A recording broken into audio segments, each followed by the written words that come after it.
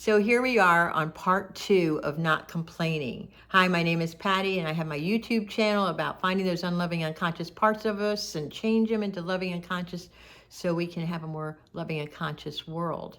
And if you like this kind of content, I would love it if you shared, subscribed, and give it to somebody who may need it. And put in a comment below today if you want to tell me how you did yesterday with not complaining. So the part 2 is not gossiping. I received a text the other day from a friend of mine, and in this text she says, I feel so sorry for blah, blah, blah. Because of her asshole boyfriend, blah, blah, blah, she's staying alone. And because of this, da, da, da, da, and she goes on and on and on about her friend and her poor choices. And I didn't respond. I just didn't, because it was so uncomfortable for me. And I am going to send a text back to her to say, I'm uncomfortable with this kind of conversation. Please don't do this again, because I want to hold our friend in a high esteem.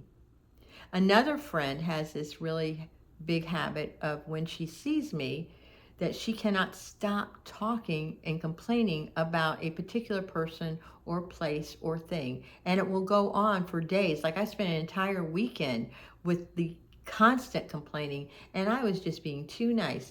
Well, I had enough of it. I can't do it anymore. I don't want to do it anymore. And it's not loving to me. Neither is it loving to her. I am feeding her addiction to drama. I've done it enough myself. I can recognize it. So if you spot it, you got it, right? So what I did, and I set this boundary, I'm so proud of myself, and I want you to try this too. She had this idea of being with me for a few hours, and I said, when we get together, the new me does not have any capacity for our old life together.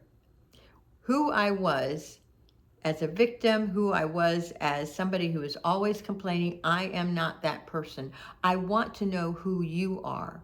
I want to know what brings you joy. I want to know what your interests are. I don't want to hear one more thing, because it does not add to my life, and it's not loving. And you know what? She honored it. And we sat at lunch and had a really delightful couple of hours.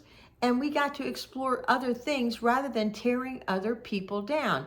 And when we tear other people down, when we gossip and make somebody wrong, that makes us right. That makes us better than. And we are not. We are all equal. And it's just something that I would love for you to consider doing in the future, and make that commitment as part of your spiritual practice to not complain, number one. And remember, I had this little video for you yesterday. Take a look at it if you haven't seen it yet. And then the other one is to just not gossip, unless it's something really good to say about somebody. That's my go-to. If I can't, my mom used to say it, and I know you've heard it a million times, but my mom said it millions of times. If you can't say anything nice, just don't say anything at all. Just keep your mouth shut.